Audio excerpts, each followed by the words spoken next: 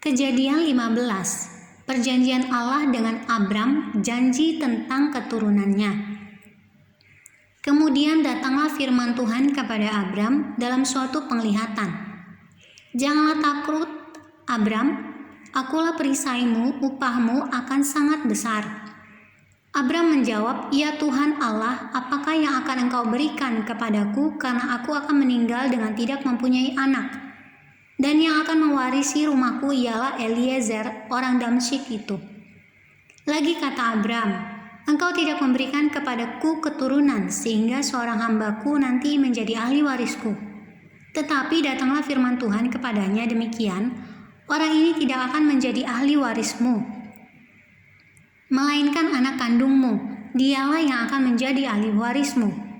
Lalu Tuhan membawa Abram keluar serta berfirman, coba lihat ke langit, hitunglah bintang-bintang, jika engkau dapat menghitungnya. Maka firman-Nya kepadaku, demikianlah banyaknya nanti keturunanmu. Lalu percayalah Abram kepada Tuhan. Maka Tuhan memperhitungkan hal itu kepadanya sebagai kebenaran. Lalu firman Tuhan kepadanya, akulah Tuhan yang membawa engkau keluar dari Ur Kasdim untuk memberikan negeri ini kepadamu menjadi milikmu. Kata Abram, ya Tuhan Allah, dari manakah aku tahu bahwa aku akan memilikinya? Firman Tuhan kepadanya, ambillah bagiku seekor lembu betina berumur 3 tahun, seekor kambing betina berumur 3 tahun, seekor domba jantan berumur 3 tahun, seekor burung tekukur, dan seekor anak burung merpati. Diambilnyalah semuanya itu bagi Tuhan, dipotong 2, lalu diletakkannya bagian-bagian itu yang satu di samping yang lain, tetapi burung-burung itu tidak dipotong 2. Ketika burung-burung buas hinggap pada daging binatang-binatang itu, maka Abram mengusirnya. Menjelang matahari terbenam, tertidurlah Abram dengan nyenyak. Lalu turunlah meliputinya gelap gulita yang mengerikan. Firman Tuhan kepada Abram, ketahuilah dengan sesungguhnya bahwa keturunanmu akan menjadi orang asing dalam suatu negeri yang bukan kepunyaan mereka, dan bahwa mereka akan diperbudak dan dianiaya 400 tahun lamanya.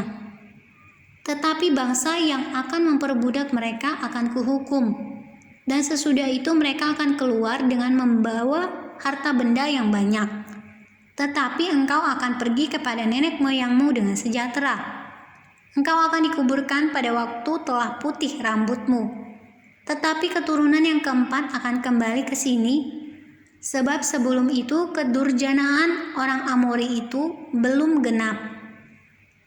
Ketika matahari telah terbenam dan hari menjadi gelap, maka kelihatanlah perapian yang berasap beserta suluh yang berapi lewat di antara potongan-potongan daging itu.